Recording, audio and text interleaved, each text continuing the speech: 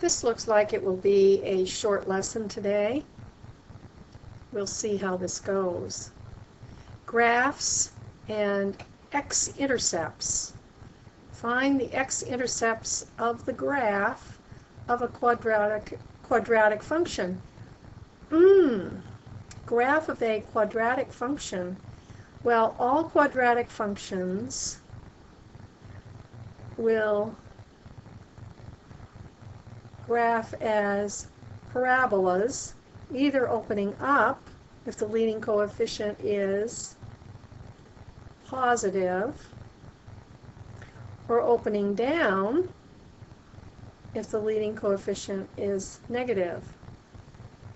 So if you imagine your x-axis, you can imagine that, for example, this one, it might intersect a horizontal x-axis once, or twice, or not at all.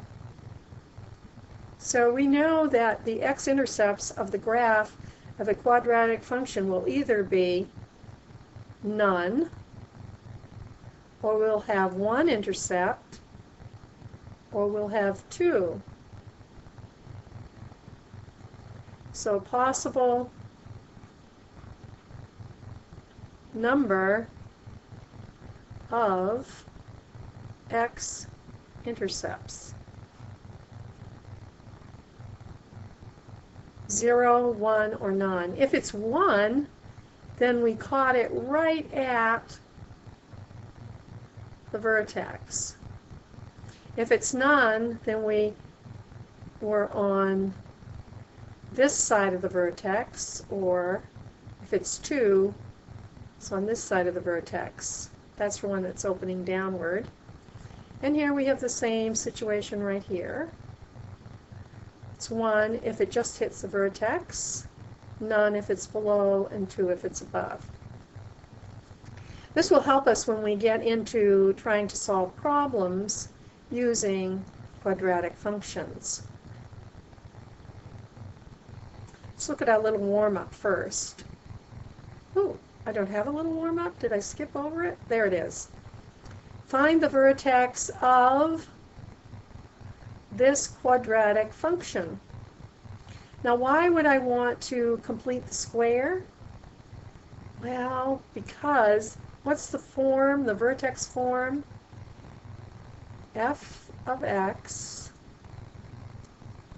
equals, remember we're going to have always, for a quadratic, we've always got something being squared. That's going to be x, and if it is shifted horizontally, it'll be minus whatever that horizontal shift is. And if it's shifted vertically, it'll be plus whatever that vertical shift is. And there's one more thing to consider, and that is the shape of it. Is it narrow, shallow, or exactly matching the parent graph? So in this form, I can easily find my vertex. It's the best form for that, because I'll be able to see what h is, my x-coordinate, and k, my y-coordinate. So I want to complete the square so that this piece here, which is being squared, looks like this. Now you will remember all the work we did with perfect square trinomials becoming binomials squared. So we're going to want to take everything that's got x in it and use that to develop a perfect square trinomial. The good news is that my leading coefficient here is 1. So I already know what my a is. My a is 1. And that does help with completing the square, because when I complete the square, I like to have this, I need to have this leading coefficient here, b1, minus 8x. And you might wonder, why am I putting these brackets? Because I want to have this be a perfect square trinomial. Trinomial 1, 2, 3 terms. So I know I need another term. And I've also got over here plus 10. I can't forget about that. So how do I convert this into a perfect square trinomial? Remember what we do? That's right, we take this, we divide it in half, so let's do that. We've got a negative 8, which we're going to divide in half, and then we square it. When I divide it in half, I get a negative 4. And when I square that, what do I get? A positive 16. So I'm going to add 16 here. Previously when I did this, what did I say? Oh, we're out of balance, which we are, by the way. So I should add 16 over here. However, if I'm looking at a function, I want to keep this f of x or y. So I'm going to have to balance it on this side. If I just added 16, what can I do to neutralize that? Subtract 16. So I added 16, I subtracted 16, the net effect, I haven't done anything. All right? So this becomes then, this perfect square trinomial becomes a binomial squared. And what am I going to have here? It's going to be the square root of 16 with the sign of my middle term. And what will this become? Yeah, that'll become a minus 4. So now I actually have this in the vertex form, and I can tell you quite quickly what my vertex is. What is it? Well, minus whatever my horizontal shift is, that's my x coordinate, and that's a positive 4, and plus my vertical movement, which is my y coordinate of my vertex, which is a negative 4. So there we have it. The vertex is 4, negative 4. This next one could fool you. Well, when I say that, I mean you might be misled into foiling these, because that's usually what we do. But be careful. Read the question. It says, find the solutions of the equation. Now, if I FOIL this together, I'm going to have x squared and something, something, right? So I know that I've got a quadratic. And because you've been studying with me, when you think of quadratic, the next thought you have is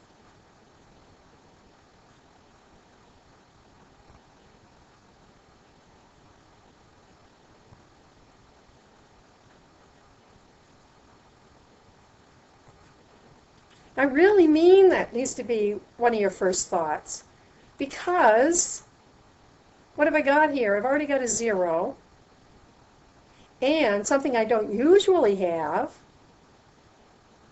I already have a product. So when something is simple, it's already done, don't mess it up. So I've got my 0 on this side, I've got my product here. What's the next thing I do? I set up the mini equations.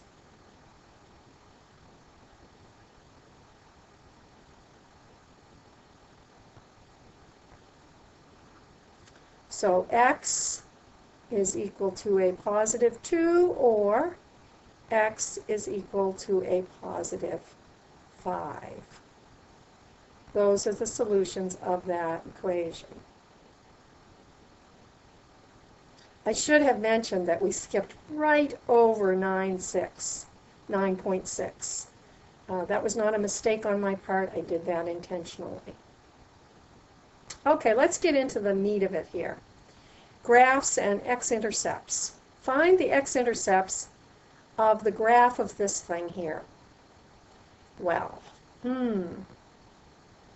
why don't we figure out where the vertex is? Well, or do you want to do a t-chart? How do you want to approach this? I want to convert it into the vertex form, just because I like that. Which means I'm going to need a perfect square trinomial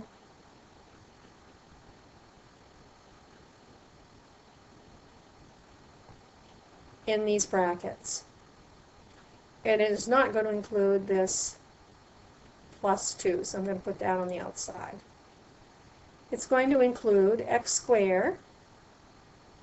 It's going to include my linear term, 3x. And now, how am I going to figure out what I am adding to this to make it a perfect square trinomial? I'm going to take that plus 3, divide it by 2, and square it. And that will give me 9/4. So I'm going to have 9/4 here. Oh, and I just messed it up, didn't I? I can't just add in 9/4. Now I have ruined my equation. It's no longer true. But there is something I can do to recover. If I've added 9/4, if I simultaneously subtract 9/4, what have I done?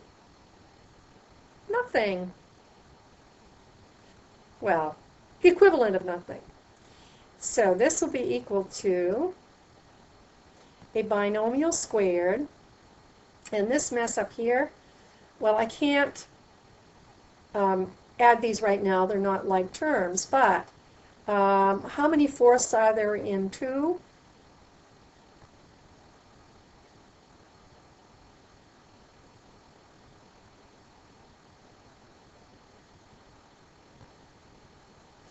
And if I subtract 9/4 from 8/4, I will have a negative 1/4. So right over here, negative 1/4. That's what happens when we combine these two. My perfect square trinomial becomes a binomial squared, which will be the square root of x squared, which is always x. The square root of this, which I know from my earlier work, right up here, is 3/2, 3/2, and I always take the sign from the middle term, so that's plus.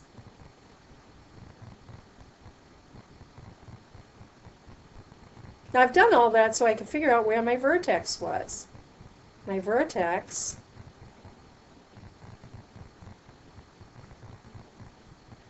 is at, since this is positive, a positive 3/2. Oh, let's go backwards for a moment. And the form, the vertex form of the quadratic is subtracting whatever that vertical shift is, right? Whoops, gone in the wrong direction, sorry. So this would be a negative 3/2 and a negative 1/4. My A, leading coefficient, is equal to 1. So I know my graph is upward. And I have my vertex right here at, let's see, that would be right about here, actually.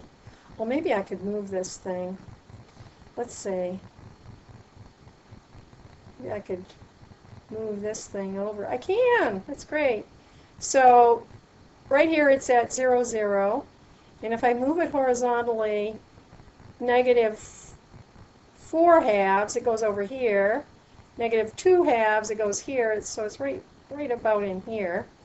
And then it has to come down just the tiniest bit, right? It's going to come down just a little bit here. Let's see if I can grab it. Oh, I threw it off. Okay, so it comes down just a little bit. But that little bit is just enough to give me 2 intercepts, isn't it? So I know I've got 2 intercepts. 2 intercepts.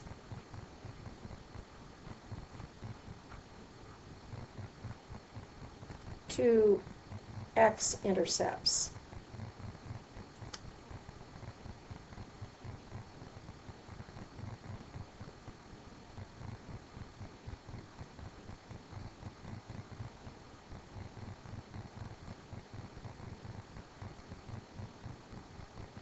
Now you're probably wondering why I didn't just go for it right off, which would have maybe been the smarter thing to do.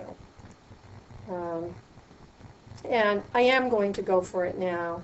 One of the things I do know about all x-intercepts is any point that lies on the x-axis has a y of 0.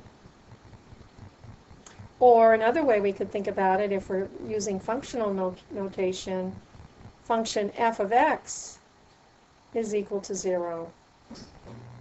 So up here, this equation right here,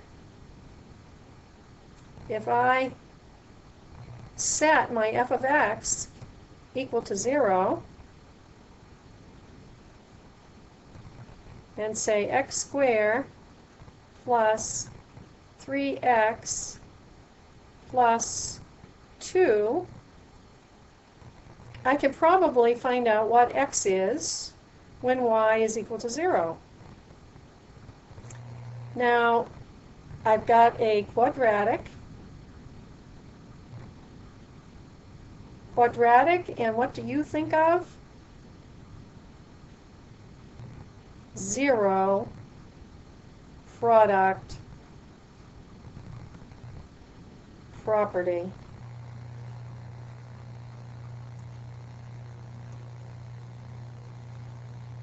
Okay, I've got the 0, there it is, but I haven't got the product. Hopefully, this will factor. X squared, so I know it's going to be x times x to get that first term. And this has got to be something times something equal to 2. Well, there's only one possibility here, isn't there? I suppose it would be 2. Could be both negatives, but since this is positive, I know they're both positive. So let's try positive 2 and positive 1. Check that out. Positive 1 times positive 2 gives me this. A plus 1x and a plus 2x gives me the plus 3x. So that is great. So what are my x-intercepts? So I'm going to make the mini equations. X plus 1 equals 0. X plus 2 equals 0. X equals negative 1, x equals negative 2. Those are my x-intercepts. Now, based upon what we did as preliminary work, which honestly you didn't have to do, but based upon what we did for preliminary work, does that make sense to us? Well, if we were saying one of our x-intercepts is right about here, that does look like it's just about x equals negative 1, and this one looks like it's just about x equals negative 2. So does it make sense? It makes perfect sense. Thank goodness. How many x-intercepts does this graph have?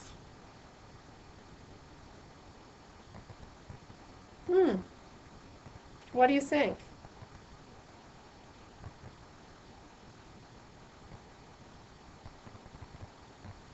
How can we figure it out?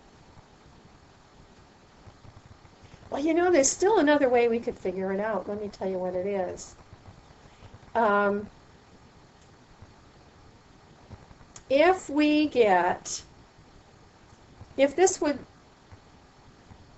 I wrote it as x squared plus x plus 1 is equal to 0, and if we think of the quadratic function, quadratic formula, what is that? X equals negative b plus or minus the square root of the discriminant all over 2 times a. Remember, this discriminant is rather important. B squared minus 4ac.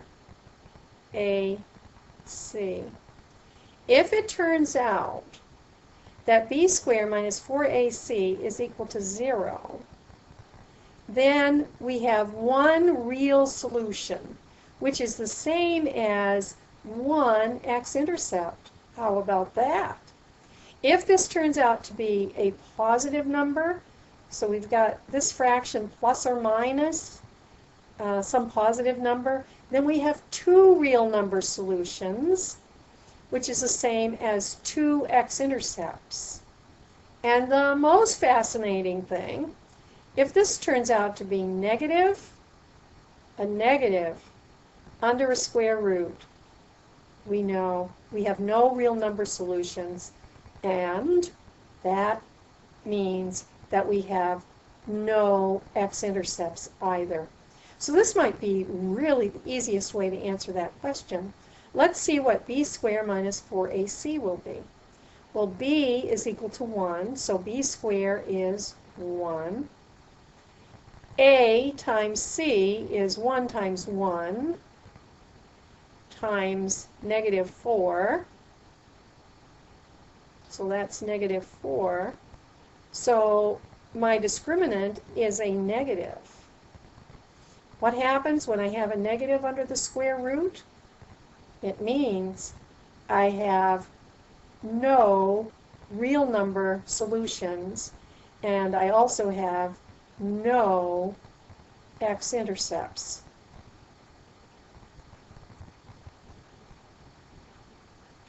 Now, if I were to graph this, what would I find?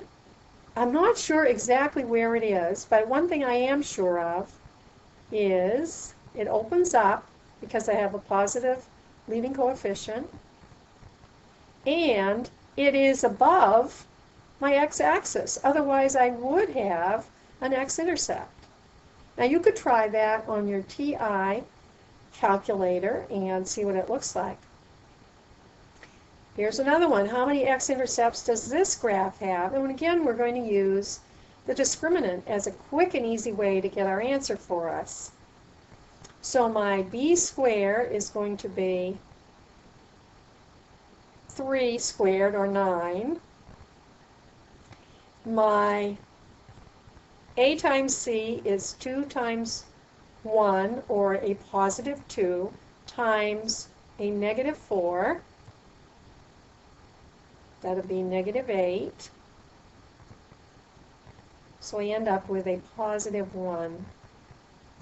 When I have a +1, or any positive number for that matter, any positive number underneath my square root, it's going to be plus or minus. I'm going to have 2 real number solutions, which is the same as saying I have 2 x-intercepts.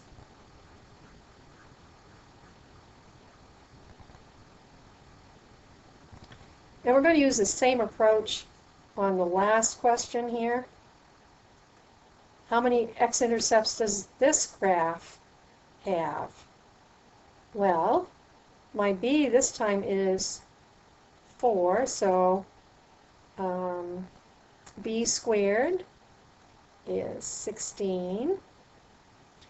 A times c, 2 times 2, +4 times a -4 will give me a -16. So in this case, my discriminant is equal to 0. Plus or minus 0?